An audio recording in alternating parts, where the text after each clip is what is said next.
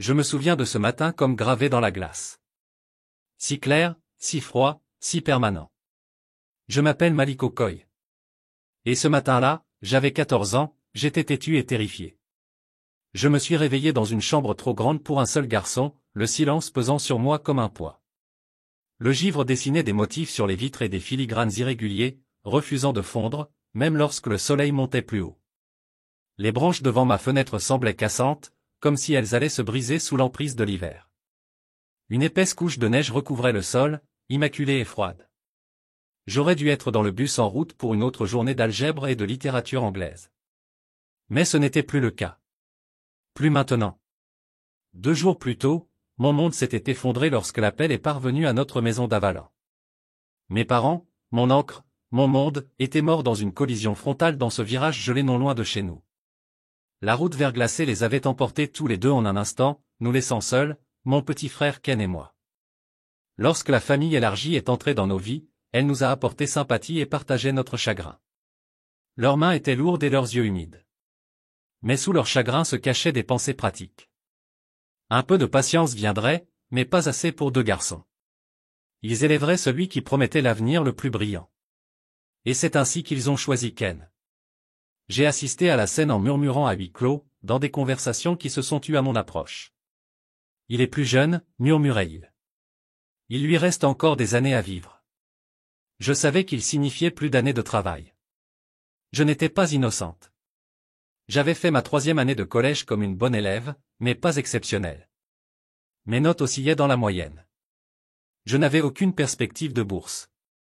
Ken, en revanche, était brillant, un lecteur instinctif de chiffres et de mots. Ils l'ont choisi pour le façonner en quelqu'un capable de sortir la famille de ses dettes. Quant à moi, je suis devenu la personne remplaçable. Le soir de la dernière réunion, j'étais allongé dans mon lit, écoutant des voix étouffées à travers les cloisons fines. J'entendis Andoni dire, on va le garder à l'école aussi longtemps qu'on peut, mais il doit être la priorité. Et la voix de la cousine Emma, sèche et assurée, ajouta, Malik comprend. Il est fort. Je ne leur en voulais pas survivre exigeait des choix difficiles. J'en voulais aux circonstances qui les y avaient contraints. Je restais figé, les yeux rivés au plafond, le mot survie résonnant dans ma poitrine.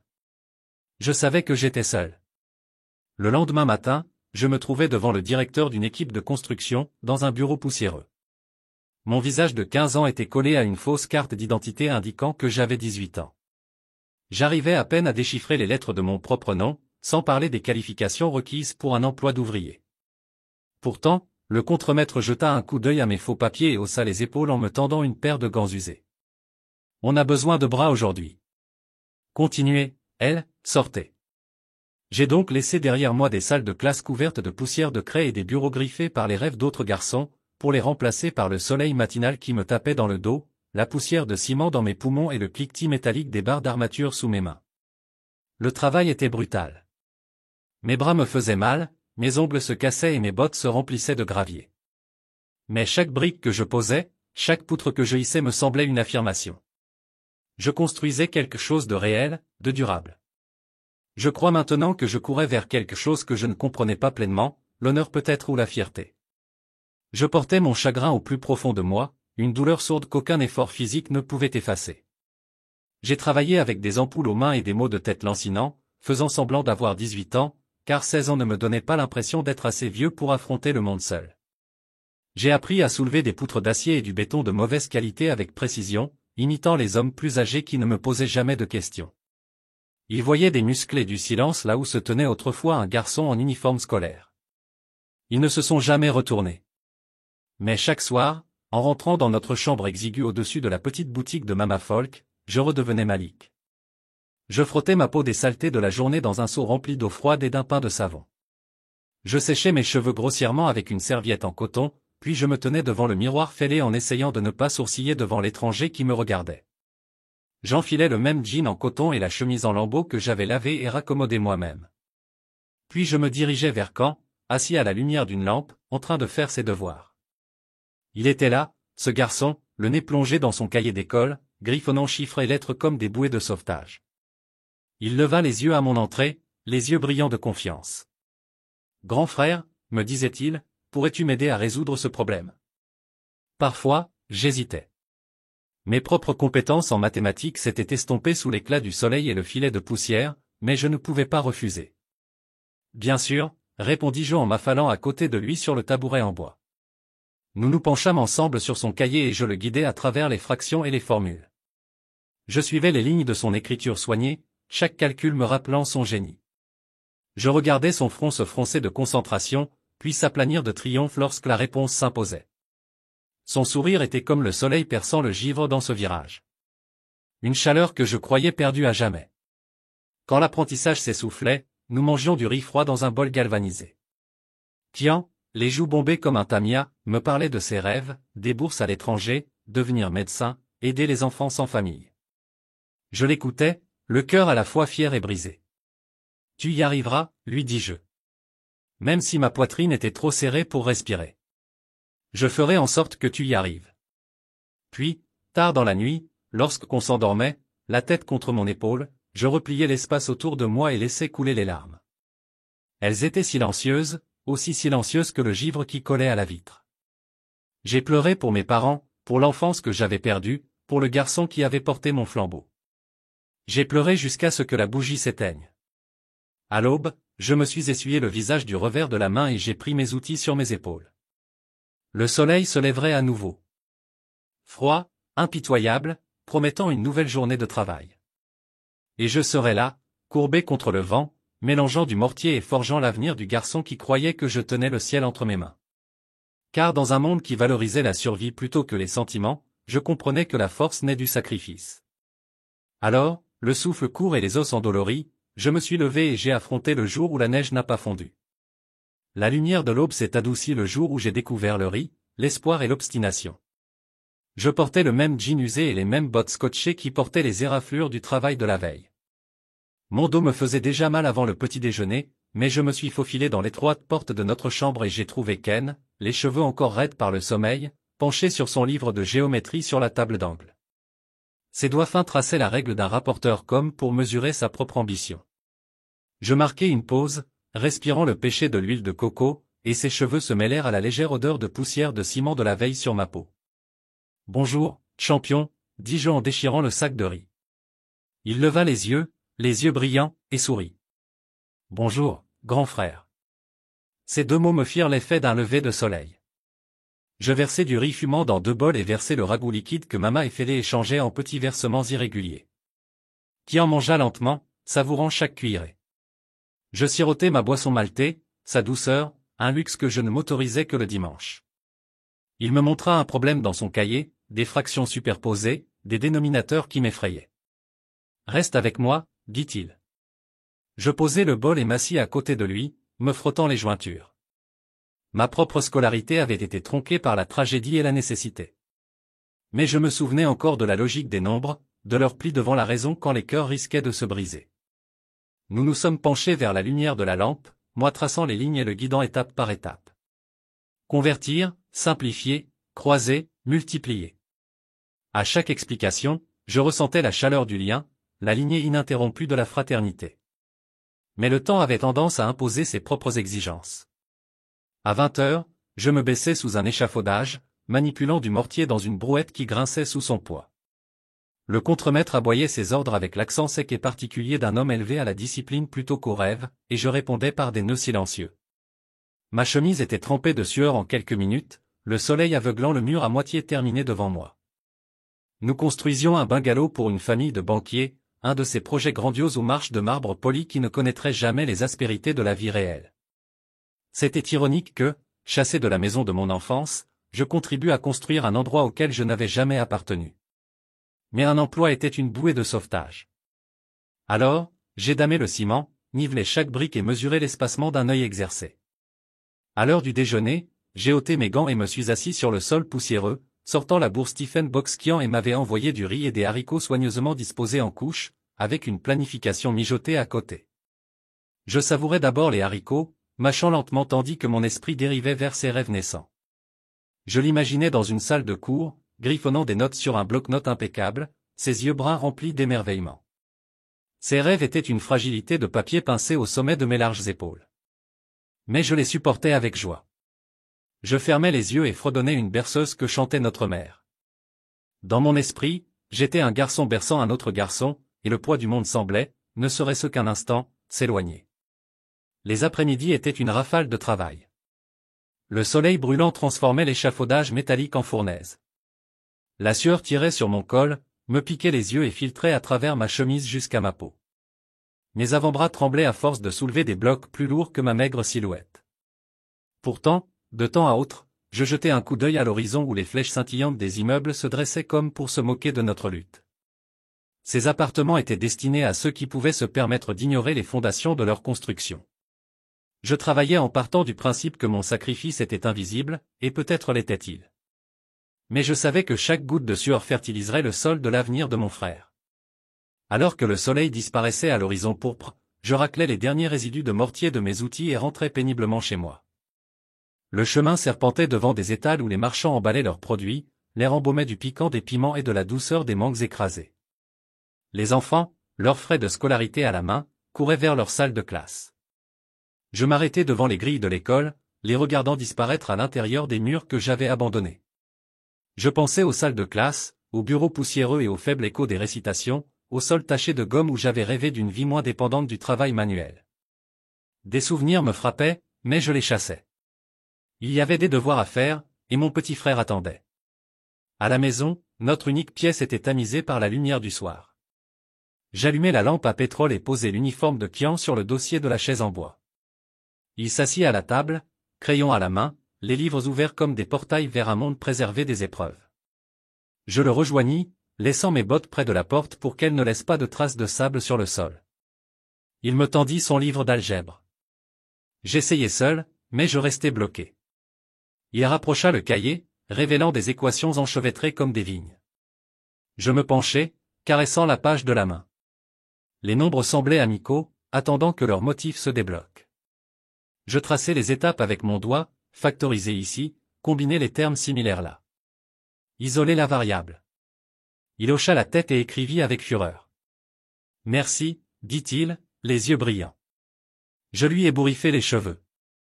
Tu as compris. Sa joie était un rayon de lumière qui chassait les ombres sur nos murs fins. Plus tard, une fois les livres fermés et les devoirs terminés, je lavai nos bols dans un seau d'eau froide. La routine était simple, verser, frotter, rincer, recommencer. La cuillère en métal résonnait contre le bol en émail, un rythme saccadé dans le silence. Kian fredonnait doucement, un air que je reconnaissais des matins de notre enfance. Une fois le travail terminé, nous nous assîmes sur le lit étroit, partageant le matelas simple recouvert de 2 couvertures. Il était allongé en boule à une extrémité. J'étirai mes longues jambes vers le pied. Au-dessus de nous, une ampoule solitaire projetait une lueur chaleureuse. La seule étoile de notre minuscule univers. Je fixai le plafond, traçant les fissures qui sillonnaient sa surface, imaginant que c'étaient des routes menant quelque part, un endroit où il pourrait voyager sans moi. Grand frère, dit-il dans le silence. Un jour, je construirai une maison où tu n'auras pas à travailler, alors un endroit difficile, où tu pourras terminer tes études et où nous pourrons tous les deux avoir l'avenir dont tu rêvais. Ces mots étaient une promesse et un fardeau enveloppé d'innocence. J'ai ravalé ma gorge nouée. Ce jour viendra, ai-je murmuré. Une larme s'est échappée et a coulé sur ma joue, mais je l'ai essuyée avant qu'il ne s'en aperçoive. Il a fermé les yeux et s'est endormi, me faisant confiance comme seul un frère le peut. Assise dans le noir, j'écoutais sa respiration régulière, réfléchissant au chemin qui l'attendait. Brique par brique, équation par équation, je construisais son avenir. Et ce faisant, j'ai découvert que les devoirs ne se résumaient pas à des fractions et à de l'algèbre. C'étaient d'innombrables leçons, de la persévérance, de l'amour et des sacrifices qu'aucun manuel ne pouvait enseigner. J'ai croisé les bras derrière la tête et fixé le mur d'ours. L'épuisement de la journée pesait sur mes membres, mais mon cœur était étrangement léger. Car en élevant con, j'avais trouvé ma raison d'être. Et aucune avalanche de difficultés, aucune neige qui ne fondrait, ne pouvait figer la chaleur que ces rêves allumaient en mon âme. La première fois. J'ai rencontré Marin. Elle est arrivée comme sortie d'un magazine, ses talons au claquant sur le parquet déformé de notre salon, un blazer ajusté moulant sa silhouette élancée, et ses cheveux si parfaitement bouclés qu'ils auraient pu être livrés avec leur propre mode d'emploi. Kian se tenait à côté d'elle, les joues rouges, les yeux brillants de quelque chose que je n'avais pas vu depuis la mort de nos parents, le lent frisson d'espoir. Il a ouvert la porte, lissant le col de sa chemise, et j'ai ressenti une pointe de fierté. Il avait toujours été le garçon qui portait ses rêves en lui comme une chanson. Mais aujourd'hui, c'est lui qui la portait. J'ai préparé du riz galaf, un ragoût rouge et parfumé qui mijotait jusqu'à ce qu'il adhère à chaque grain, l'arôme épicé dansant dans la pièce exiguë. J'avais chiné des tomates au marché, acheté des poivrons frais avec le reste de ma paie, et remué la marmite jusqu'à ce que l'huile brille à la surface, comme une promesse de jour meilleur.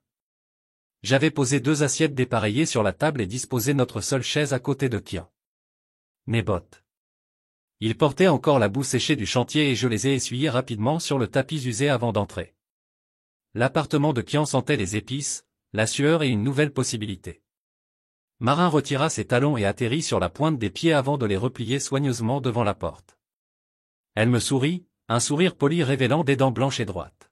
« Merci de m'avoir invité », dit-elle d'une voix calme et posée. Elle se tenait telle une sculpture exposée sous un éclairage parfait, aux lignes douces et aux contours impeccables. Je me suis forcé à me détendre. « Avec plaisir », ai-je dit en essayant de garder un ton égal. J'ai d'abord versé du riz dans son assiette, puis dans celle de Kian, car je ne supportais pas de le voir attendre. Elle hocha la tête en signe d'appréciation et murmura, « Ça sent divinement bon ». Ses mots étaient chaleureux, mais quelque chose vacillait derrière la sécurité de son regard. Tandis qu'elle mangeait, j'ai regardé sa serviette s'approcher de ses lèvres avec une grâce délibérée que je reconnaissais dans les salles de réunion d'entreprise. Les mêmes gestes mesurés que les cadres pratiquaient pour ne pas paraître négligés ou trop familiers. Elle prit des bouchées, mâcha soigneusement et posa sa fourchette avant de s'essuyer la bouche. Elle ne mangeait pas par faim. Elle mangeait pour montrer qu'elle pouvait, pour prouver qu'elle avait sa place. De l'autre côté de la table, Kian inhalait goulûment, comme si chaque grain risquait de lui échapper s'il ne le réclamait pas rapidement. J'envie la maladie, son droit à ce simple plaisir. Entre 2 bouchées, elle pencha la tête vers moi. « Grand frère, Malik », dit-elle d'une voix assez chaleureuse. Les mots avaient un goût étrange venant de sa bouche, comme si elle les avait empruntés par courtoisie.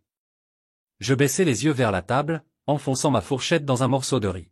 « Rien que Malik, ça va », murmurai-je. Elle esquissa un petit sourire d'excuse et reposa sa fourchette. « Bien sûr », dit-elle, et je savais qu'elle ne le pensait pas. Après le dîner, elle s'attarda à table, scrutant les murs où étaient accrochées des photos décolorées de nos parents dans des cadres ébréchés. Une vieille photo de maman, radieuse dans sa robe de remise de diplôme, et de papa dans sa blouse blanche impeccable rayonnait sur le mur. Elle les regarda, les lèvres légèrement entr'ouvertes, mais son regard ne s'adoucit pas. Au contraire, il remarqua la pauvreté de notre environnement, des murs en contreplaqué mince, une seule ampoule suspendue au plafond et de la peinture qui s'écaillait par lambeaux. Je sentis ma poitrine se serrer comme si son regard était une sonde à la recherche de nos faiblesses. Je pouvais presque entendre ses pensées. Regarde ces épreuves. Observe-les, mais n'y touche pas. Elle traitait nos vies comme des objets de musée. Intéressantes, mais distantes. Ken tendit la main par-dessus la table et la prit, ses doigts effleurant les miens un instant. Elle accueillit sa chaleur, mais recula devant la mienne. J'essayais de ne pas la blesser. Il me sourit comme pour me rassurer, c'était bien, je devrais l'apprécier parce que c'était le cas, et parce que je l'aimais. Je laissai ce sourire s'installer dans ma poitrine, étouffant la colère et la douleur qui bouillonnaient sous la surface. Lorsqu'elle partit, elle me remercia à nouveau. Merci pour le dîner, Malik. C'était délicieux. Elle marqua une pause, comme si elle pesait ses mots. Tu es très gentil avec lui.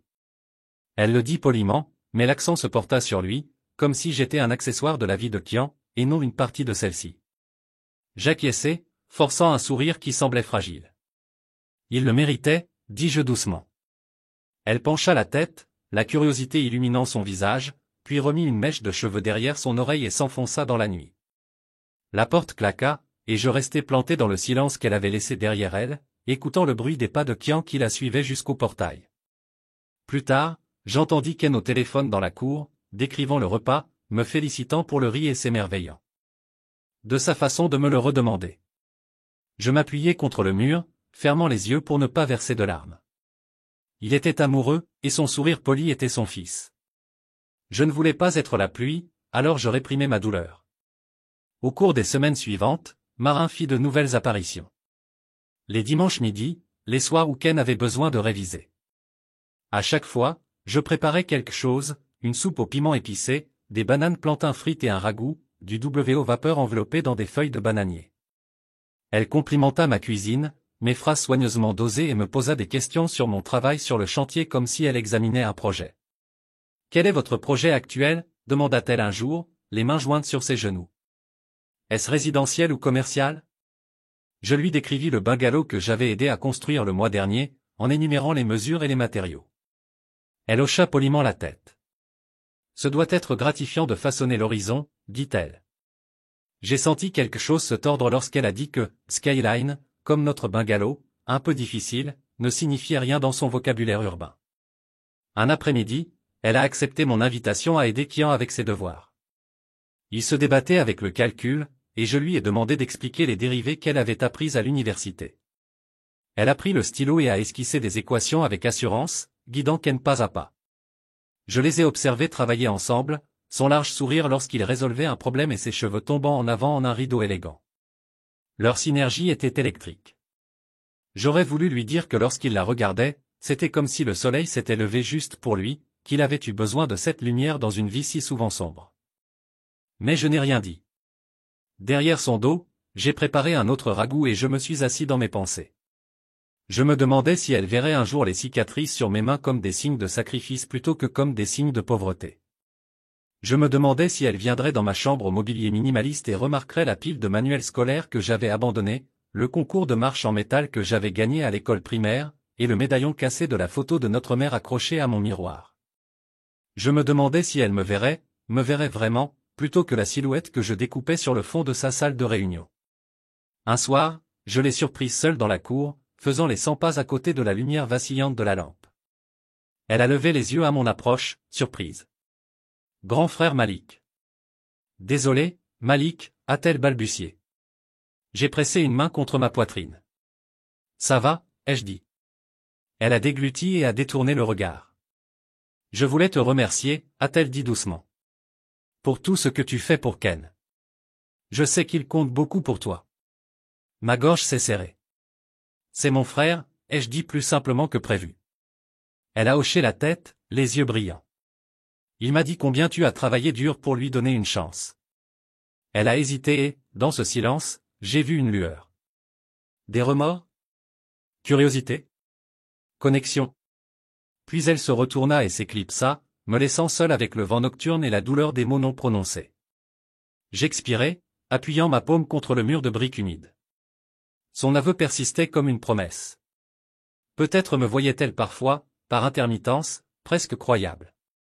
Mais si c'était le cas, elle choisissait de se protéger de ce sourire poli, traversant nos vies en observatrice plutôt qu'en participante. Qui en méritait quelqu'un qui partagerait nos fardeaux, accepterait nos cicatrices et se tiendrait à nos côtés dans la poussière et l'aube. Je voulais qu'elle l'aime sans lui demander de me laisser derrière. Ce soir-là, allongé sur le lit étroit, je résolus de continuer à leur faire à manger, de continuer à ouvrir la porte, de continuer à prétendre que son raffinement était un cadeau plutôt qu'une insulte. Parce que j'aimais trop Ken pour le laisser partir. Et l'amour d'un frère, j'avais appris, était à la fois bouclier et épée, protecteur et impitoyable. Dans le silence de la pièce, je murmurais dans l'obscurité, « C'est ton choix, Ken. Mais sache que je t'ai tout donné, et je resterai là, les mains dans la cuisine et tout, jusqu'à ton retour. » Sur ce vœu, je m'endormis, rêvant du moment où son sourire impeccable se fissurerait et où la chaleur qui l'entourait transparaîtrait enfin. Une semaine avant leur mariage, je reçus l'appel dans l'après-midi, juste au moment où le soleil baissait suffisamment pour colorer le ciel en cuivre. J'étais sur l'échafaudage, mes gants tachés de ciment, les muscles bourdonnants de la journée de travail. Mon téléphone vibra dans ma poche, un numéro inconnu. Je m'essuyai les mains sur mon jean poussiéreux et descendis l'échelle, chaque barreau me secouant les bras jusqu'à atteindre le sol. Je répondis d'un prudent « bonjour » et entendis la voix de Marin à l'autre bout du fil, sèche, précise, sans salutation. « Malik, je voulais te parler du mariage en privé. » Mon cœur battait fort, serré dans ma gorge. Je jetai un coup d'œil au bungalow à moitié terminé, aux marches de marbre déjà polies, aux dalles de granit en attente d'installation, et ressentis une pointe de contradiction. J'avais construit cette maison de mes mains nues, et maintenant, quelqu'un que je connaissais à peine me disait que ce n'était pas à moi d'en franchir les portes. « On se retrouve au hall ce soir » poursuivit-elle. Seule, ne me donna-t-elle aucune explication, juste des instructions. Je déglutis, l'esprit en ébullition. D'accord, dis-je en forçant ma voix à parler. À quelle heure? 7, dit-elle, puis elle raccrocha. Pas d'au revoir. Rien. Juste un clic froid qui résonna dans mon oreille. Je suis resté là un long moment, les yeux rivés sur mon téléphone. 7 heures, avait-elle dit. J'ai essuyé la sueur de mon front, j'ai maîtrisé la colère qui montait et j'ai remonté l'échelle comme si de rien n'était. Mais tout avait changé à cet instant. Toute la journée, j'ai travaillé avec un creux dans la poitrine. Le contremaître aboyait des ordres, mais je les ai à peine enregistrés. Mes bras soulevaient des barres d'armature, nivelaient des planches et mélangeaient du mortier, mais mon esprit se remémorait son ton concernant le mariage. Je repensais à Ken arpentant notre salon plus tôt ce matin-là, récitant l'ordre du jour, la procession, les lectures, l'échange des vœux. Son impatience était vive et radieuse. Il croyait que ce jour serait brillant pour lui, un nouveau départ, et j'avais voulu y participer. Mais l'appel de Marin avait jeté une ombre. À la tombée de la nuit, j'ai lavé la saleté de mes mains avec un seau d'eau dans la cour. Puis j'ai ôté mes vêtements de travail pour enfiler ma seule chemise propre, un Oxford bleu pâle, et le costume de Kian. Il m'avait acheté pour des interviews qu'il espérait que je passerais un jour. Le costume sentait encore légèrement la naphtaline et l'espoir. J'ai ajusté le col, tiré les manches et vérifié mon reflet dans le miroir déformé cloué au mur. J'avais l'air d'une étrangère pénétrant dans un souvenir qui n'était pas le sien. La salle de banquet était nichée derrière de hautets, sa façade ivoire luisant dans le crépuscule. Des guirlandes lumineuses scintillaient dans la douce brise, et des guirlandes de roses blanches flottaient au-dessus de l'entrée. Je suis entré par la porte latérale, le cœur battant si fort que je craignais que les ouvreurs ne l'entendent. À l'intérieur, la salle était silencieuse et à moitié éclairée, les chaises bien alignées, l'allée large et vide. Je me suis arrêté sur le seuil, scrutant les bancs. Personne n'était assis, personne ne bougeait. Je me suis approché d'une jeune ouvreuse près de l'entrée, les joues rouges d'inquiétude. « Monsieur » a-t-elle murmuré en se penchant vers moi. Personne du côté du marié ne s'est présenté. Elle semblait soulagée de pouvoir le dire à quelqu'un, mais paniquée sous le calme. On nous avait dit d'attendre de la famille. J'ai hoché la tête, soudain prise de vertige. La famille, ai-je répété. Elle a secoué la tête. Ils avaient dit qu'ils viendraient, mais sa voix s'est éteinte. J'ai avalé. Merci, ai-je murmuré en me retournant, les jambes tremblantes. J'ai couru dans le couloir de marbre jusqu'à la suite réservée aux mariés. Mes bottes ont claqué contre le sol jusqu'à ce que je franchisse la porte. Kian se tenait au centre de la pièce, ajustant ses boutons de manchette, le visage pâle sous la lumière des lampes. Il m'a regardé, la confusion et le soulagement mêlés dans ses yeux. Malik, a-t-il dit, soulagé. Tu es venu. J'ai refermé la porte derrière moi et j'ai dégluti difficilement. Je ne pouvais pas rester à la maison. Ma voix s'est brisée, rauque, entre la honte et le défi. Il a redressé les épaules, redressé le dos et a croisé mon regard. La panique s'est dissipée de son visage, remplacée par une férocité calme que je n'avais vue que lorsqu'il avait affronté un examen impossible et refusé d'échouer. Bien, a-t-il dit doucement. Parce que ce mariage, ça n'a pas besoin d'arriver. La confusion me fit hocher la tête. Qu'est-ce que tu veux dire? Demandai-je, ses lèvres pincées en une ligne ferme. Marin et moi, c'est fini. J'eus le souffle coupé. Tu quoi? Tu as annulé. Il passa une main dans ses cheveux en expirant lentement. Oui. Je lui dis, on ne le fera pas, je la fixai, le cœur battant, l'incrédulité me déchirant. Mais pourquoi? Il s'approcha, la voix posée. Parce que je n'épouserai pas quelqu'un qui traite mon frère comme une honte. Il fit un geste vers moi. Quand elle t'a traité d'ouvrier du bâtiment qui mettrait ses parents mal à l'aise, elle t'a insulté. Et quand elle t'a insulté, elle m'a insulté. Ces mots étaient fermes, inébranlables.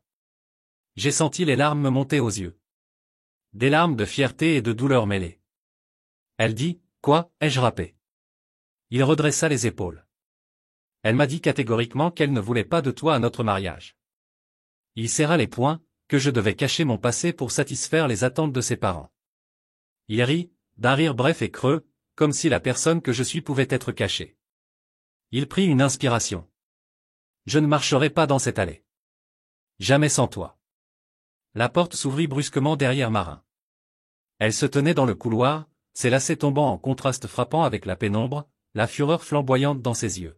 « Pourquoi n'avons-nous pas commencé » demanda-t-elle, la voix brisée par la colère. Il se tourna vers elle avec une résolution calme. « Parce qu'on ne le fera pas » plissa-t-elle les yeux. « Excusez-moi » dit-elle, la voix plus forte. Il s'avança, se plaçant entre elle et moi. « Je n'épouserai pas quelqu'un qui manque de respect à ma famille. » Elle souffla, levant les mains d'exaspération. « Sérieusement, tu annules notre mariage à cause d'un entrepreneur. » Son ton était méprisant, comme si j'étais une tâche qu'elle pouvait laver avec dédain. Je me sentais clé et sage, mais il tint bon. C'est mon frère. Il m'a élevé. Il a abandonné ses études pour que je puisse poursuivre mes rêves. Si tu ne peux pas l'accepter, alors tu ne peux pas m'accepter. Le silence tomba comme un rideau. Dehors, les invités s'attroupèrent. Les portes étaient jonchées de confusion. Les organisateurs du mariage se sont pointés, téléphone collé à l'oreille. L'huissier en chef a baissé les yeux, honteuse. Les joues de Marin brûlaient d'humiliation, ses lèvres tremblaient. Elle ouvrit la bouche pour parler, puis la referma, les lèvres pincées de colère. Son père fit irruption dans la pièce. Un homme aux cheveux argentés, en costume sur mesure, le visage rouge d'indignation. « Que signifie tout cela » tonna-t-il. Marin leva les mains. « Il a préféré son frère marginal à moi » s'écria-t-elle. Sa voix se brisa et je vis l'incrédulité scintiller dans ses yeux. « Quoi » demanda son père. « Tu as choisi ça. » Il me regarda bouche bée, un inconnu dans les bras de sa fille. « Je croyais que tu voulais le meilleur pour ma fille. » Je m'avançai, le cœur battant, d'un courage insoupçonné. « Elle m'a insulté » dis-je d'une voix basse mais claire. « Elle a dit à mon frère que je n'étais pas assez bien pour être à ses côtés. Elle lui a dit que je mettrais sa famille dans l'embarras. » Le silence retomba dans la pièce. Même la mère de Marin se couvrit le visage. La honte. Le visage de son père oscilla entre colère et prise de conscience. Il regarda sa fille, puis Con, et enfin moi. « Est-ce vrai » lui demanda-t-il. Elle baissa les yeux, incapable de soutenir son regard. Je croyais qu'elle avait commencé, mais ses mots hésitèrent. Il se tourna vers Kian. « Mon fils, dit-il d'une voix plus douce. Est-ce l'homme que tu veux à tes côtés » Kian recula, la main sur mon épaule. « C'est l'homme qui m'a élevé, dit-il. C'est ma famille. » À cet instant, une vérité unique brilla plus fort que n'importe quelle arche fleurie ou n'importe quel carrelage poli. Le sang coulait plus profondément que la dentelle et le satin, et la loyauté l'emportait sur les faux-semblants. Il n'y aurait pas de mariage ici, pas de photos de scène, pas de gâteau ivoire. Au lieu de cela, dans cette suite feutrée au néon, une famille se tenait unie dans une défiance silencieuse. Et lorsque je croisai le regard de Kian, ferme, inébranlable, je sus qu'en abandonnant le mensonge, nous avions retrouvé quelque chose de bien plus précieux, notre dignité et l'un pour l'autre. Je restai assise pendant des heures après le téléphone m'échappa des doigts et claqua sur le parquet. Sa sonnerie stridente avait tranché ma journée comme une lame, et lorsque la demande laconique de Marin résonna. Dans la pièce vide, me demandant de ne pas assister au mariage de Kian, j'eus l'impression qu'elle m'avait arraché l'air des poumons. Je fixai le journal des appels jusqu'à ce que les numéros se brouillent, convaincu que si je les étudiais suffisamment, ils se réorganiseraient en un message plus aimable. Mais ces chiffres étaient impitoyables. Quand je m'installai enfin, ce fut vers la petite fenêtre donnant sur la rue poussiéreuse où j'avais autrefois imaginé un avenir meilleur pour nous deux. Dehors, les vendeurs rangeaient leurs produits, les motos passaient en vrombissant et le soleil déclinait vers sa reddition nocturne. Tout se passa comme si mon monde ne s'était pas brisé en deux. Je me disais que c'était pour le bonheur de Kian, que cette journée était pour lui, pas pour moi. Je me rappelais la chaleur dans ses yeux lorsqu'il décrivit l'allée bordée de roses blanches, les rideaux ivoires ondulant comme de doux nuages au-dessus de sa tête. Il croyait aux contes de fées et à l'amour triomphant sur les difficultés. Et je l'aimais trop pour rester entre lui et ses rêves. Alors je n'ai rien dit à la maison, pas quand il planait par le miroir en répétant ses vœux. Pas quand il m'a demandé si je considérais un nouveau costume, et non quand il m'a souri avec cette douce lueur de dévotion fraternelle. J'ai hoché la tête, offert des mots encourageants et je l'ai regardé me préparer pendant que j'ai creusé mes propres espoirs de faire de la place pour le sien. La veille du mariage, Kian a délimité par la porte avec une pile de places de sièges et d'horaires. Il les a battus dans ma direction comme la latte d'un conducteur, l'excitation dansant dans ses pas. « Big frère » a-t-il dit. Ils ont décidé des serviettes en or et des serviettes de pêche. Que pensez-vous? Son sourire était irrésistible, sérieux quand j'étais enfant. J'ai forcé un sourire et j'ai suggéré que les serviettes de pêche complimentaient la draperie ivoire. Il a rayonné, me serrant comme si j'étais l'architecte de toute décision, pas l'homme qu'ils ont dit de rester à l'écart. Pendant un instant, je me sentais que je me suis rappelé à ma vie chaleureuse, mais à moi ne faisait passer le chêne. Absence, un fantôme à la fête. La colère contre les normes de marin, aux attentes de ses parents, à la logique cruelle qui a jugé mon sacrifice insuffisant. L'amertume s'affiche dans ma poitrine, un fruit amer qui mûrit en silence. Quand Dawn s'est cassé, je portais ma seule chemise blanche propre sous le costume que Ken avait acheté pour moi. Je me tenais devant le miroir fissuré et redressais mon col, passant une main dans mes cheveux. J'ai regardé la partie du frère de soutien, le fier parent. Mais à l'intérieur, je n'ai pas été cédé. J'ai rythmé la pièce célibataire, touchant les bords usés du matelas où Kian a dormi, l'imaginant se réveiller pour me trouver parti. Je l'ai imaginé en cherchant la salle pour mon visage familier parmi la congrégation. Puis réalisant que j'étais absent, trié sur le volet pour disparaître pour le confort de quelqu'un d'autre. Mon cœur me faisait mal, pour moi, pour nous deux. J'ai avalé mon ressentiment et je me suis précipité vers la salle de banquet, le cœur battant dans mes oreilles. Chaque étape sur le trottoir fissuré ressemblait à la tribu à travers du ciment humide. J'ai répété ma part, je lui souhaite bonne chance, je me félicite, je fais un toast, puis je me glisse tranquillement devant le vouze. Mais moi savais que les plans réalisés dans les coins calmes d'un cœur brisé survivent rarement à la luminosité du jour. Je suis arrivé aux portes des couloirs avec des mains tremblantes et je me suis arrêté, inhalant le péché de fleurs fraîches. Les invités en tenue colorée sont passés devant moi, se sont efforcés d'anticipation. Les portes de la salle se sont ouvertes avant que n'importe quel huissier ne puisse me guider, et je suis entré, me convient, la résolution fragile. À l'intérieur, j'ai trouvé un lustre de lumière scintillante, une piste de danse miroir et des rangées de chaises drapées en satin ivoire. Des fleurs se sont répandues de tous les coins, des lys blanches et des roses de pêche disposées en bouquets gracieux. Les serveurs dans des gilets noirs glissaient entre les invités portant des plateaux de champagne. J'avais l'impression d'être entré dans le rêve de quelqu'un d'autre. Un tapotement sur mon épaule m'a surpris et je me suis tourné pour voir un coordinateur tenant un presse-papier. « Monsieur Okoye » a-t-elle demandé, voix polie. J'ai hoché la tête. Ses yeux se plissèrent de soupçons. « Je t'ai refusé » a-t-elle dit. « Je ne m'attendais pas à toi. » J'ai levé mon menton. « Les plans peuvent changer » dis-je, la voix stable. Son front se leva, puis elle se tourna pour invoquer un collègue. J'ai pris une profonde inspiration et je me suis avancé. Je voulais la rangée arrière, en scrutant Ken. Les chuchotements m'ont suivi. Il s'est présenté. Après tout cela, mais je les ai ignorés. J'ai trouvé le dernier siège, je me suis glissé dedans et je me suis assis. Le siège était trop grand pour un homme aussi à côté de moi. J'ai plié mes mains et j'ai attendu. Le temps ralentit tandis que la pièce étouffait. Un rideau lourd à l'extrémité se sépara et l'organiste a commencé à jouer. Le cortège a commencé. Les demoiselles d'honneur et les anneaux de pêche et les costumes noirs. Le marié entrerait ensuite. Mon cœur a martelé son invité rose. J'ai regardé dans l'allée, m'attendant à ce que qu'on semble voir son visage s'adoucir quand il m'a vu debout là, mais l'allée est restée vide. Le silence s'est installé. La confusion a traversé la foule. Je me tenais, aimais ma gorge et m'étais sur scène. Les pas résonnaient contre des carreaux de marbre. Les invités se gruent le cou.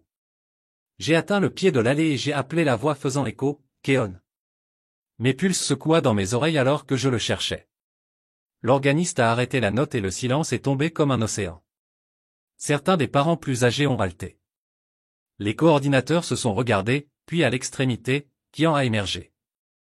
Il portait son costume comme une armure, le visage sinistre avec détermination.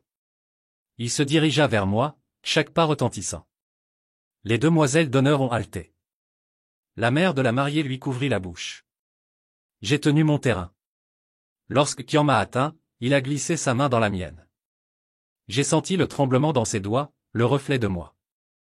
Il se pencha près et chuchota, « Merci. » Aucune autre explication, juste la gratitude. Et puis il se tourna vers la salle silencieuse et leva les deux mains dans un geste calme. Ce mariage est canlé. Un halètement collectif a augmenté. Puis Huche a récupéré la pièce. Il s'est adressé à la foule. Je n'épouserai pas quelqu'un qui a dit à mon frère de rester à l'écart.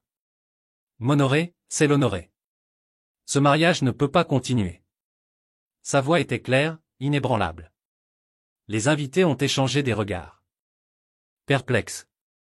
Les caméras ont clignoté. Et dans ce moment, j'ai compris qu'en me présentant, je lui avais donné le courage de tenir le terrain. Alors que nous nous éloignons de l'allée, main dans la main, les murmures nous ont suivis. Ils l'ont vraiment fait. Quelle déclaration! Il est noble. Mais je ne les ai pas entendus. Je me concentre sur Ken. Ses épaules au carré, son regard droit devant. Sa force m'a brisé, et à mon tour, j'ai senti mes propres hommes spirituels. Nous sommes sortis dans l'air frais du soir, laissant la salle d'ivoire et ses chaises silencieuses derrière. À l'extérieur, le ciel nocturne s'étendait en velours, ponctué de lumières éloignées de la ville. J'ai pressé mon front contre son épaule. Il enroula son bras autour de moi, et ensemble, nous sommes entrés dans la nuit, exemptes de prétentions, liés par le sang et le défi. Notre avenir n'était pas écrit. Mais dans ses conséquences tranquilles, nous avions récupéré notre histoire, et aucune invitation, aussi polie, ne pouvait nous le nier. J'avais à peine fermé la porte derrière moi quand j'entendais la voix de Kian, stable, urgente, appelant mon nom depuis la cour. Je me suis arrêté sous le single ampoule scintillante, sa lueur jaune coulant des ombres inégales contre la douleur écaillée de nos murs. J'ai levé les yeux vers l'ampoule comme si elle tenait toutes les réponses, le minuscule filament vacillant comme un rythme cardiaque.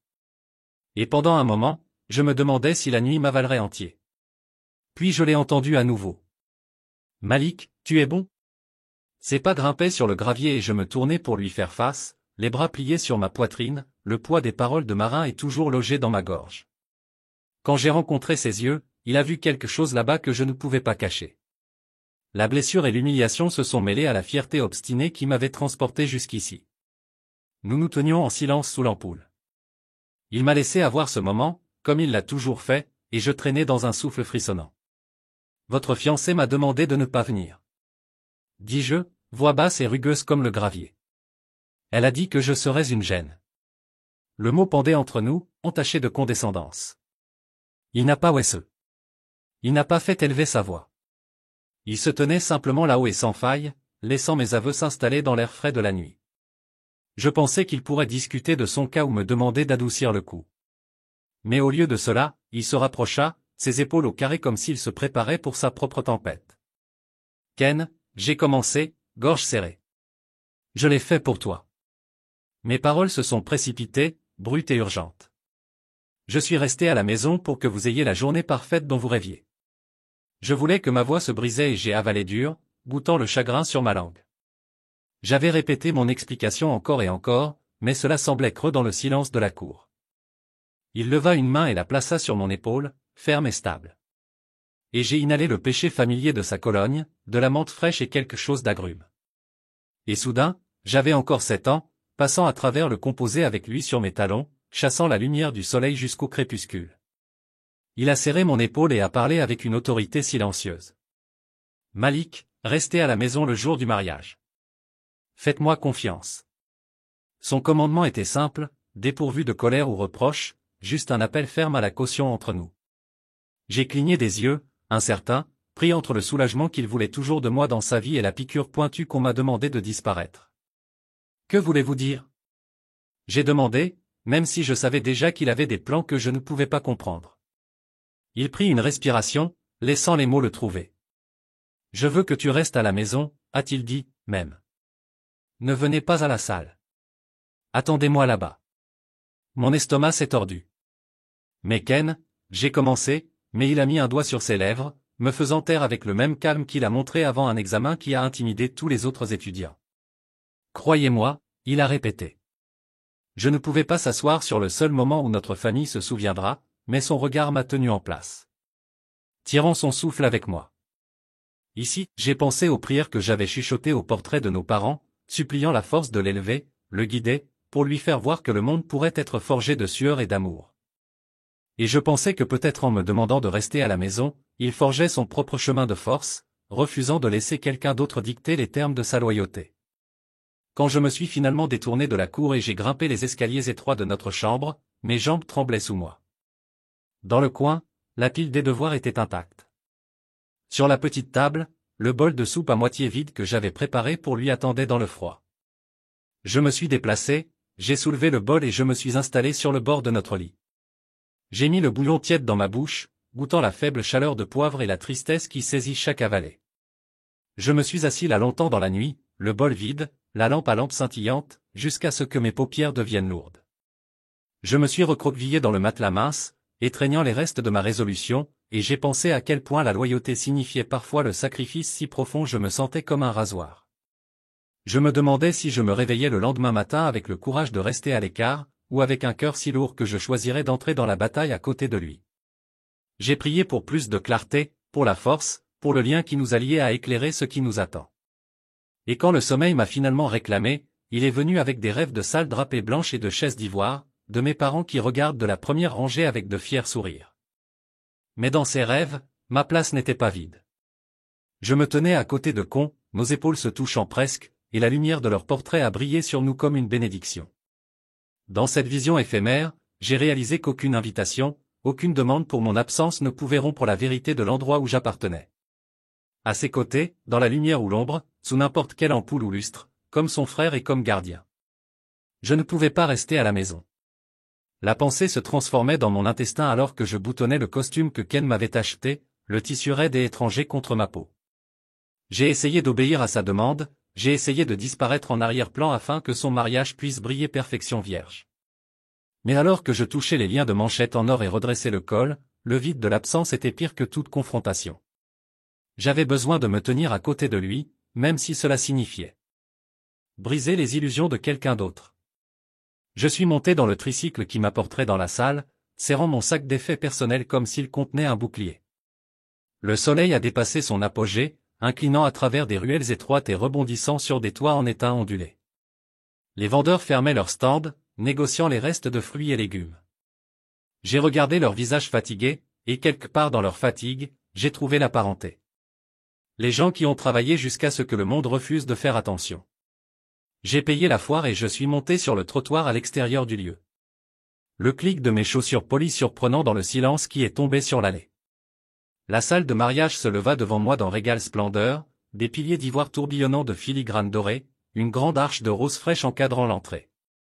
C'était comme un palais construit pour la joie, mais le air se sentait lourd, comme si la douleur s'était attardée parmi les pétales. J'ai inhalé, goûtant la faible douceur du jasmin et la saveur d'anticipation. Un pantalon noir croustillant et une chemise blanche jettent un coup d'œil à mon chemin, monsieur, demanda-t-elle, les sourcils tricotés dans la confusion. Je suis ici pour la famille du marié, dis-je, la voix stable, bien que mon cœur bat.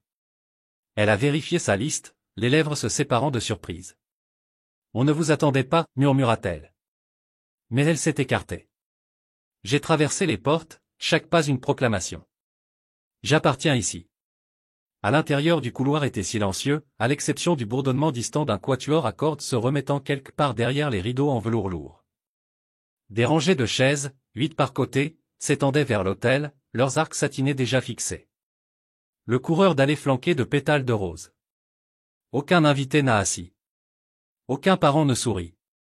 L'opulence résonnait du sol en marbre, mais l'espace se sentait creux, comme un grand tombeau qui attend des piles. J'ai marché lentement entre les sièges, les doigts paissant le satin comme s'ils cherchaient de la chaleur. Ma propre réflexion prise dans la surface polie d'une fenêtre.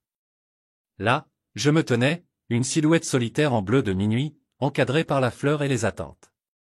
Je me suis arrêté à la gare d'Usher de tête où un presse-papier était abandonné. Derrière elle, les grandes portes du foyer étaient fermées comme si elles verrouillaient la cérémonie qui ne serait jamais. J'ai redressé mes épaules et je me suis approché d'elle. Où est tout le monde ? Ai-je demandé doucement. Elle leva les yeux écarquillés. Personne n'est arrivé du côté du marié, et les parents de la mariée sont déjà rentrés chez eux, chuchota-t-elle, sa voix tremblante, ma poitrine se resserra, une vague froide qui se lève à travers moi. C'était le moment où Kian avait conçu, la perte d'une célébration construite sur des compromis. Je ressentais une fierté et du chagrin tourbillonnant ensemble. Il avait récupéré sa journée, mais au prix de la tradition et de la douleur. Je me tournai vers la suite, pensant le trouver là-bas, pour voir quel plan il avait mis en mouvement. Le couloir s'étendait vide, éclairé par des appliques qui coulent longtemps ombre sur le sol. J'ai suivi les mains courantes polies jusqu'à la porte marquée de la porte, mais elle se tenait un pot. J'ai pressé mon oreille à l'écart et entendu des voix étouffées, quelqu'un sanglotant doucement, le rire tranquille d'un homme. J'ai ouvert la porte et j'ai trouvé qu'on debout à côté d'un petit groupe de ses amis. Son meilleur homme, notre cousin Annie et deux oncles, sont sombres mais fiers. Le bouquet de marin est allongé sur une table, des pétales dispersés comme des confessions. Il me regarda, le soulagement et le défi brillant dans son regard. J'ai traversé la pièce et je me suis tenu à côté de lui, nos épaules ont presque touché. Il m'a offert un petit sourire de riz. « Tu es venu » dit-il en voix basse. J'ai hoché la tête, avalant la bosse dans ma gorge. Je ne pouvais pas rester à l'écart. Il passa une main dans ses cheveux, ébouriffé comme s'il venait de démêler une vie d'attente. « Bien » a-t-il dit. « Maintenant, nous réparons cela. » J'ai étudié son visage, me demandant comment il avait osé faire face à son fiancé, son beau-parent et jugement silencieux de la haute société. Mais son courage s'est reflété dans ses yeux, inébranlable et inébranlable. J'ai ressenti une augmentation de la fierté des protecteurs. Il a fait un geste vers le hall principal. « Montrons-leur qui nous sommes. » Je l'ai suivi à travers le couloir, chaque pas faisant écho comme un battement de rébellion. Les portes s'ouvrirent pour révéler la rose vide une fois de plus. Les invités ont culminé à travers les fenêtres latérales, des chuchotements curieux dérivant. Il leva les deux bras et appelait d'une voix claire. Le mariage est désactivé. Le silence ondulant dans le couloir, puis éclate dans des murmures et des halètements. Le quatuor a cessé de jouer. L'air trembla. Je me tenais à côté de lui, la main sur le dos, prêt à le protéger de la tempête. Une femme hurla coupée à travers le murmure. L'une des demoiselles d'honneur de Marin se déchire aux yeux. D'autres se sont tournés, des visages gravés de confusion. Certains se sont avancés avec des programmes. Quelques murmureurs ont vérifié leur téléphone. Au centre de tout cela, le père de Kian, notre oncle, Kaijena, a drôné en avant, les épaules au carré. Il a levé le menton et a interrogé l'assemblage. Sa voix, quand il parlait, était calme et résonnante. Mon fils représente ses principes. Laissez ceux qui sont venus s'attendre à un spectacle en paix. Il n'y aura pas de cérémonie aujourd'hui. Sa déclaration nous a fondés, une déclaration de loyauté et de fierté. J'ai regardé les gens s'éloigner. Les demoiselles d'honneur serraient leurs jupes. Les photographes ont secoué la tête et les coordinateurs ont échangé des regards paniqués. L'odeur de rose s'accrochait à l'air et au parfum ironique pour défaut. Mais à ce moment-là, j'ai vu quelque chose de plus puissant. Une famille non en douane par le privilège, debout ensemble dans les ruines de la prétention. J'ai ressenti le poids de chaque brique que j'avais posée sur le bungalow. Chaque nuit passant à repasser des uniformes et chaque prière silencieuse pour l'avenir de Kian. Tout cela y avait conduit. Kian a serré mon épaule. Je me suis tourné vers lui et pour la première fois ce jour-là, son soulagement a cédé la place à la joie de vivre. Nous l'avons fait, a-t-il dit doucement. Ses amis hochèrent la tête, les visages brillants avec une solidarité. Je voulais rire, pleurer et rugir tout d'un coup. Le bouquet était abandonné sur les dais, des pétales dérivant à travers le coureur. Je m'avançai et le ramassai, inhalant la faible douceur. Les fleurs de mariage de Marin, symbole de son rejet, sont devenues emblème de notre victoire. Je les ai glissées sous mon bras, décidant de les presser dans le scrapbooking de notre histoire. Le soleil plongeait en bas de lumière dorée filtrant à travers les hautes fenêtres et baignant la salle dans une lueur chaude. Les mosses de poussière flottaient comme de minuscules lanternes dans le faisceau. J'ai imaginé que nos parents regardaient les yeux, fiers sourires sur leurs visages, leurs mains entrelacées alors qu'ils regardaient leur fils se tenir debout. J'ai entendu leur rire faire écho dans les chevrons, un son plus doux que n'importe quelle marche de mariage. Je levai la tête et respirai profondément, laissant le moment aggravé dans mes os. À l'extérieur de la rue, la vie, les motos, les vendeurs, le pouls de la ville reprenant son rythme. J'ai porté le bouquet par la porte latérale et l'ai tendu à la mère de Kian, maintenant souriant à travers des larmes. Elle l'a pressé à son cœur et m'a tiré dans une étreinte qui m'a secoué du cœur meurtri à l'os. « Merci, mon fils, murmura-t-elle. Merci d'être son frère. » Je la tenais fort, le tissu de sa robe douce contre ma joue.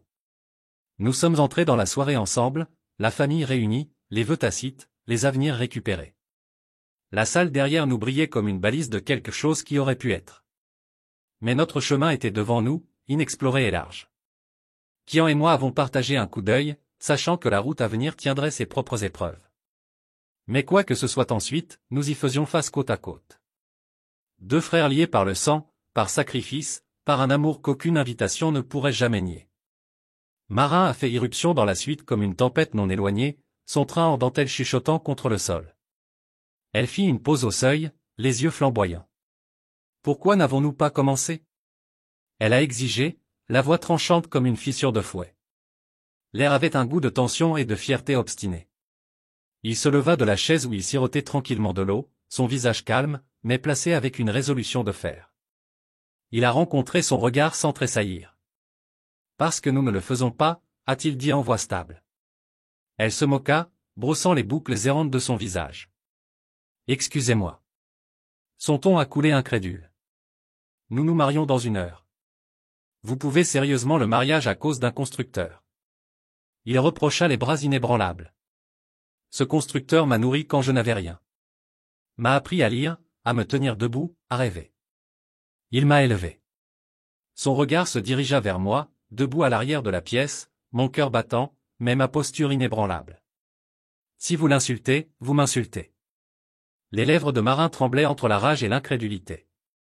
Je ne l'ai jamais insulté. J'ai simplement demandé qu'il ne s'occupait pas. Vous savez, rester exposé comme le reste d'entre nous. Elle a fait un geste autour de la suite ornée. Cette journée était censée être une élégance. Perfection. Il s'avança. Le beau linge de sa combinaison se froissant. L'élégance au prix de la famille n'est pas l'élégance. C'est un prétention. J'ai refusé de commencer mon mariage sur une base de mensonges et de honte. Sa voix est devenue plus ferme. Vous m'avez dit qu'il embarrasserait vos parents, qu'il ne correspondait pas à votre norme. Vous avez choisi le statut plutôt que la loyauté. Elle le regarda, l'ouverture de la bouche, la fermeture. Les mains de l'horloge ont balayé, nous rappelant que le temps n'attendait personne. Les demoiselles d'honneur se pressaient derrière elle, leurs bouquets tombant, leur visage pâle. Statue, elle a craché. C'est ainsi que vous l'appelez? Je voulais juste une cérémonie qui reflète qui je suis. Ses yeux mondus à moi, se rétrécissant. Et qui tu es? Je me suis avancé, enhardi par le courage de Ken. Vous épousez non seulement lui, mais tout ce qu'il représente, son passé, ses cicatrices, ses sacrifices. Vous n'arrivez pas aux cerises de cerise, quelle pièce vous acceptez? Ma voix résonnait dans la pièce étouffée. Si vous ne pouvez pas me respecter, vous ne pouvez pas le respecter. Le silence a suivi, pesant comme du granit. Les joues de Marin rougissent. Sa lèvre trembla, sa bravade drainant. Elle a regardé ses préposés, mais leurs bouches étaient des lignes d'incertitude serrées. Enfin, elle se tourna sur son talon et s'enfuit, gisant derrière elle. Les demoiselles d'honneur se sont étirées, incertaines de suivre ou de rester. Lui exhalé, les épaules tombant pour la première fois ce jour-là. Il m'approcha, frottant une miette de négativité de mon revers. Merci, murmura-t-il. J'ai réussi à hocher la tête, à avaler la bosse dans ma gorge. Ensemble, nous nous sommes tenus dans les conséquences silencieuses. Pas de vœux, pas de bagues, pas de témoins, juste deux frères liés par le sang et non en bas par attente. À l'extérieur du bourdonnement de la ville à dériver par la porte ouverte, un rappel que la vie se déroulait au-delà de la cage dorée des plantes de mariage. Et comme nous avons laissé ce doux côte à côte, le poids de l'histoire était plus léger, porté par le lien incassable, nous avions refusé de nous rendre. Les portes s'ouvrirent avant de pouvoir frapper, et le père de Marin a chargé et comme une tempête déchaînée. Son visage a pris d'assaut et sa voix cordant le silence. Que se passe-t-il ici? Il tonna, les yeux clignotants entre sa fille et mon frère. Mon cœur tonna en arrière, poutambouriant dans mes oreilles. Marin, toute dentelle et fureur, m'a pointé avec un doigt tremblant. Il a choisi son frère d'abandon sur moi. Elle cracha, la voix s'élevant comme un fouet. Les mots ont atterri comme des pierres. Le visage de son père rougit cramoisi, des choses palpitantes sur ses tempes. Vous quoi? Hurla-t-il, la voix faisant écho dans la salle vide. Sa mère, une femme diminutive dans des perles, a joint ses mains à sa bouche et s'est enfoncée dans une chaise à dos d'argent. Nous vous avons dit que la bouche téméraire vous ruinerait. Siffla-t-elle, les joues brûlant de honte. Les demoiselles d'honneur se figeaient, leurs bouquets tremblaient dans leurs mains. Même les amis les plus proches de Marin, ceux qui avaient souri à ses côtés pendant les toasts au champagne et les raccords de robe, détournaient les yeux avec les yeux abattus. L'un d'eux a chuchoté, incrédule. Elle a en fait dit cela. Leurs voix ont dérivé dans la pièce comme des oiseaux effrayés. Il s'avança, son cadre élevé bloquant la vue de son père sur moi. Il plaça doucement sa main sur mon épaule. Le simple poids de sa paume m'a stabilisé, m'a rappelé pour qui j'étais ici. Sa voix était calme, mais portait un bord en acier. Cet homme, a-t-il dit, hochant la tête vers moi, m'a élevé, a sacrifié tout ce qu'il avait pour me donner un avenir que vous ne pourriez jamais imaginer. Ces paroles ont frappé les murs, faisant écho à une conviction inébranlable. J'ai senti que chaque tête se tournait vers moi, les respirations tenues dans l'anticipation collective. J'ai fait un pas lent en avant, trouvant une mesure de sang-froid dans le regard inébranlable de Ken.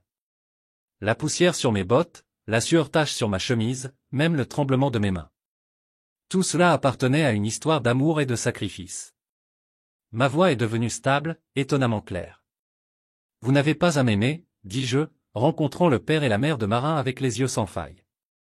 Mais tu me respecteras parce que je n'ai pas lancé un imbécile, et il l'a juste prouvé aujourd'hui.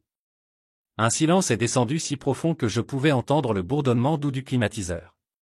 Le père de Marin a ouvert la bouche, l'a fermée, puis a regardé sa fille comme si elle la voyait pour la première fois. Les joues de Marin avaient perdu leur couleur. Des larmes brillaient au bord de ses cils. Elle a crié une fois de plus, une écorce instable de protestation. Puis sa voix vacilla et se brisa dans des sanglots douloureux. Mais personne n'a saisi sa main. Personne n'a offert de confort. Les mêmes personnes qui l'ont drapé en compliments recula maintenant comme si ces mots avaient empoisonné l'air. Je me tenais là, la poitrine serrée, alors que la mère de Marin s'enfonçait plus bas dans sa chaise, la tête dans ses mains. La demoiselle d'honneur se déplaçait vers le hall, le clic de leurs talons qui les transportait de son monde dans l'indifférence. Ses amis ont échangé des regards embarrassés, puis ont dérivé, la laissant seule avec son effondrement. Lui et m'ont détourné dans le couloir calme du couloir.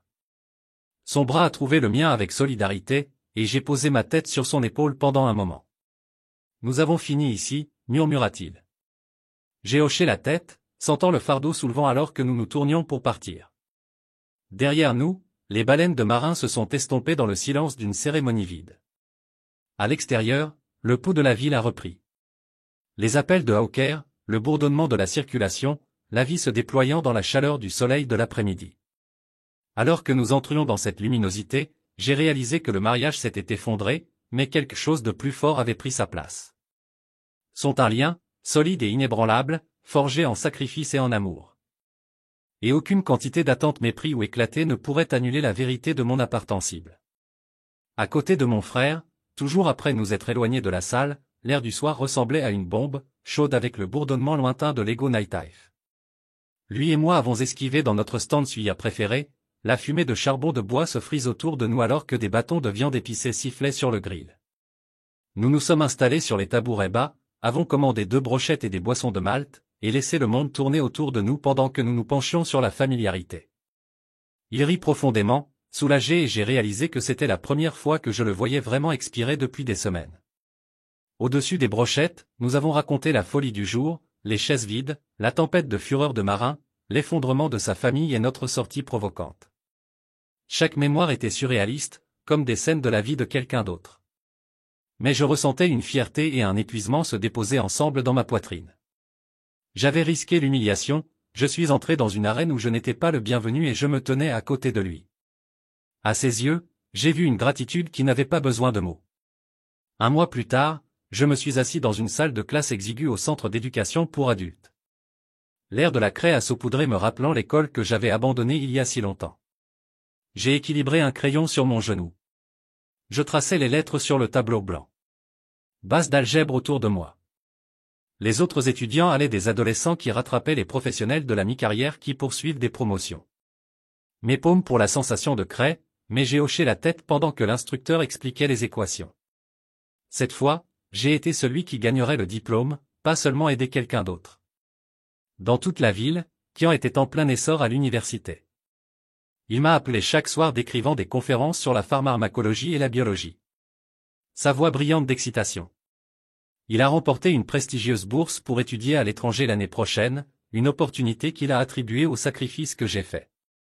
Chaque appel s'est terminé avec lui promettant d'envoyer des rappels pour mon calendrier d'études et de m'offrir de me quiz sur l'algèbre. Nos rôles avaient bouclé la boucle. Maintenant, j'étais le frère qui avait besoin de conseils et il était le gardien de la connaissance. Les travaux sur le chantier de construction ont également changé. Ma réputation de dévouement s'était propagée et mon contremaître m'a offert une nouvelle position dans l'inspection de la sécurité. J'ai terminé la certification nécessaire en quelques semaines, appuyé sur les séances d'études tard le soir alimentées par la détermination. L'augmentation du salaire ressemblait à une justification, une récompense en béton pour chaque heure granuleuse sous le soleil de l'ego. Puis un après-midi, j'ai rencontré quelqu'un de nouveau. Elle attendait à l'étal de marché que je suis transmis chez moi, un collègue étudiant des cours du soir. Son sourire était provisoire, curieux, sans surveillance d'une manière que je n'avais pas vue dans la façade polie de Marin. Nous avons entamé une conversation sur la préparation aux examens, puis partagé une assiette de bouffées et de vin de palme sous l'auvent du marché. Elle a posé des questions sur mon histoire, comment un travailleur de la construction s'est retrouvé dans une salle de classe pour adultes, et je me suis retrouvé à parler librement sans honte. Elle écouta, les yeux chauds avec empathie, et j'ai senti la tension dans ma poitrine faciliter la facilité. La semaine prochaine, je la présenterai à Kian. Je vais le conduire pour la rencontrer à ce même stand Suya où nous avons récupéré notre lien. Et cette fois, je vais porter les portraits encadrés de nos parents dans le siège passager, fiers de notre arrivée et excités pour ce qui nous attend.